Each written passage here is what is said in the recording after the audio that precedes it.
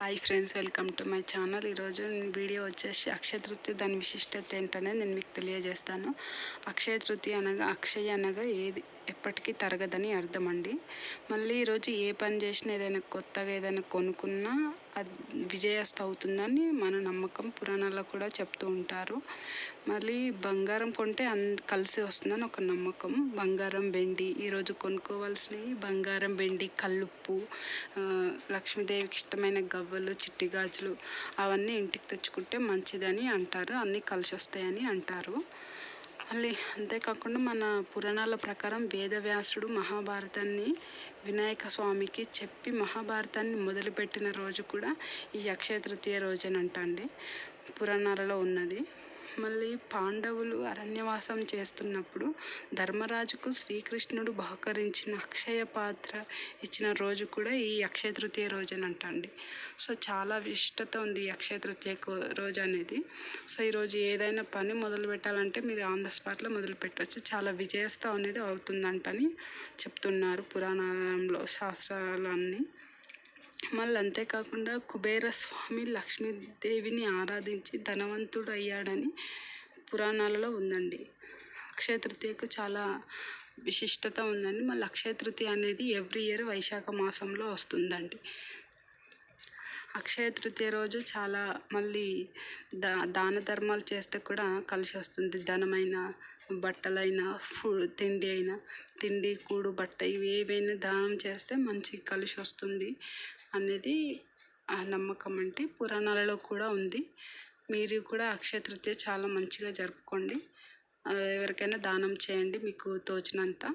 ఇదేనండి వీడియో వచ్చేసి. ఈరోజు కల్లుప్పు కొనుక్కోవాలండి. ఏదైనా వస్తువులు కల్లుప్పు కొనుక్కోవాలి. మళ్ళీ పసుపు తెచ్చుకోండి. పసుపు కొమ్మలు తెచ్చుకుంటే ఇంకా మంచిది. పసుపు కొమ్మలు అవైలబుల్ లేని వాళ్ళు పసుపు కొనుక్కోవచ్చు. అంతేకాకుండా కొల్ల దూది కొనుక్కుంటే చాలా మంచిది. దూది కొనుక్కుంటే చాలా మంచిది జరుగుతుంది అని నమ్మకం. పురాణాలలో కూడా ఉందండి. కొల్ల దూది తెచ్చుకుంటే చాలా మంచిది అని ఉన్నది. అంతేకాకుండా లక్ష్మీదేవికి అక్షయ పాత్రను నివేదించాలి. కుబేర పాత్రను కూడా ఇది అక్షయ పాత్ర అవన్నీ కూడా నిర్మించి పూజ చేసుకుంటే చాలా మంచిది. సుఖ సంతోషాలు, అష్టైశ్వర్యాలు కలుగుతాయని నమ్మకము. ఈరోజు లక్ష్మీదేవికి ఎంతో ఇష్టమైన బెల్లము, పాలు అనేటి ఇంకా తీయగా హల్వా కానీ ఏదైనా దద్దోజన, పులిహోర, పాయసం అవన్నీ చేసి బెల్లంతో కూడిన ఏదైనా తీపి పదార్థాలు చేస్తే చాలా మంచిది. ఇది ఫ్రెండ్స్ అక్షయ తృతీయ విశిష్టత వచ్చేసి. ఫ్రెండ్స్, నేనైతే అక్షయ తృతీయ రోజు బంగారం కొనుక్కున్నానండి. లక్ష్మీ రూపు అది అమ్మవారికి సమర్పించాను చూడండి.